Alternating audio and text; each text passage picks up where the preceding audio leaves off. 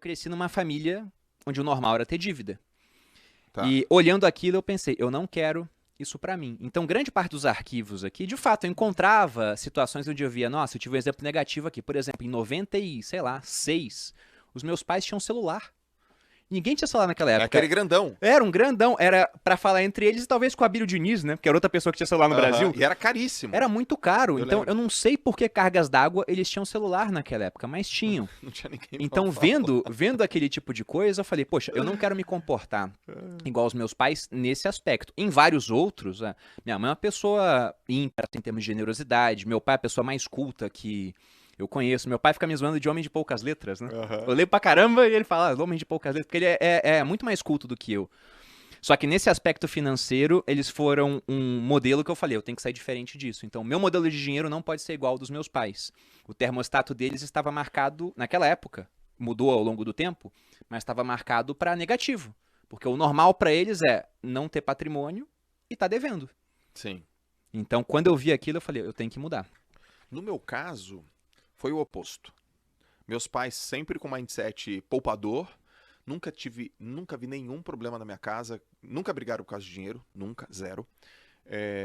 Eu sempre soube que tinha, não sabia quanto. Eu sempre soube que tinha ali. Meu pai era poupador, minha mãe também.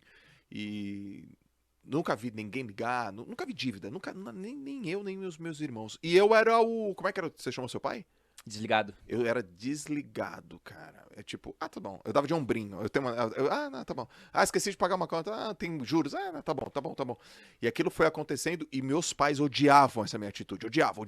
E eu lembro que minha mãe tinha umas frases, até caberia uma frase da minha mãe aqui.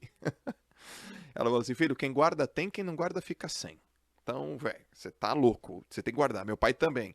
Pô, cara, você precisa guardar o seu dinheiro assim por diante. No meu caso, foi o que mais me incomodou no mindset, que não foi o mindset dos meus pais, que era o meu mindset, é que eu era aquele cara que o dinheiro entrava. Eu nunca fui um cara que ganhei pouco, mas eu não via. Ele escoava.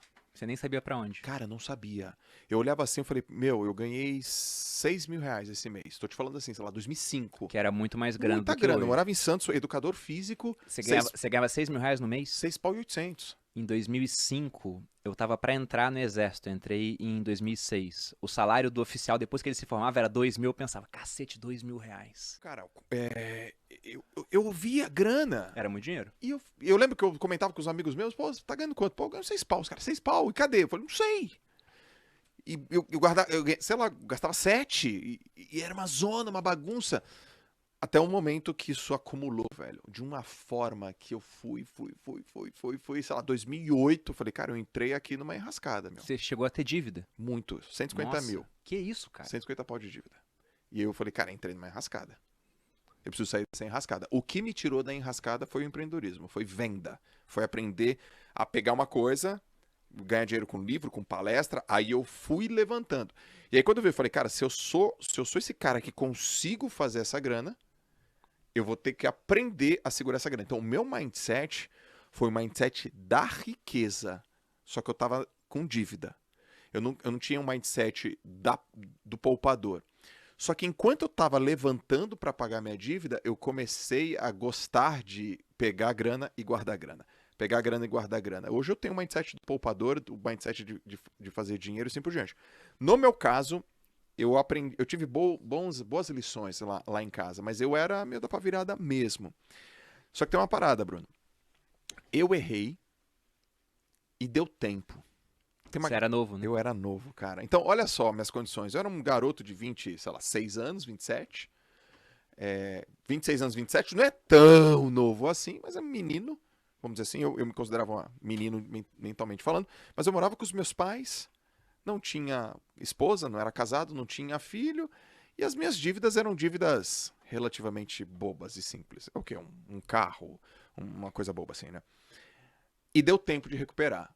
Mas tem gente que não tem, né, cara? Não. Não tem. Quanto mais novo você é, né? Vou parafrasear aqui o Ludovic von Mises, um economista Tava faltando austríaco. uma frase, né? Já tava meia hora, não tinha frase. Falando de países, ele fala que o país rico, ele pode se dar ao luxo de adotar caminhos insanos por mais tempo que o pobre. E trazendo para pessoas, né? A pessoa rica ou a pessoa jovem pode fazer isso por mais tempo do que a pessoa não rica ou a pessoa que já está com uma idade mais avançada. Porque, de fato, se você pegar uma fórmula de juros compostos, lá você tem o capital inicial multiplicado por uma taxa de juros elevada ao tempo. Então, o fator exponencial é o tempo, né? Quanto Sim. mais tempo você tem, melhor. Até eu gosto de falar que em filme de vampiro, todo vampiro é rico. É verdade. Por quê? Porque o cara ele tem o tempo infinito, pô. Se ele investiu $1 lá no começo do século XIX, ele tá rico agora.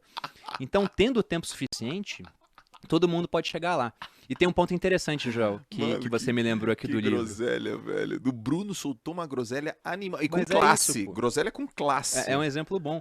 Mas tem uma parte do livro que se encaixa justamente nesse teu começo até você mudar. Ah, O primeiro dos 17 arquivos de riqueza, ele fala o seguinte: que é...